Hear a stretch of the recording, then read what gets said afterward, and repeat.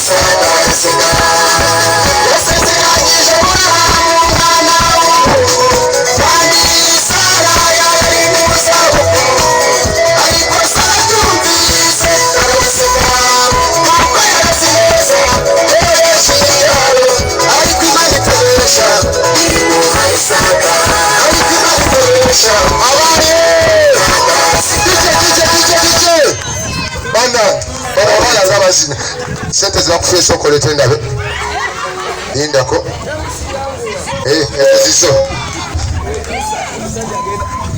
omusajja agenda kuntolokako namugambye ayogere erinnya lye nansi ntuusa wali okuza 12 oyogere erinnya lye oba seeki otuule wali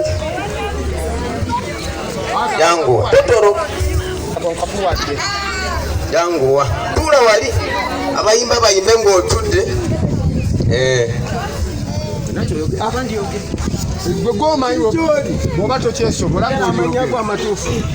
Nze erinnya lyange bampita Dr. Ron.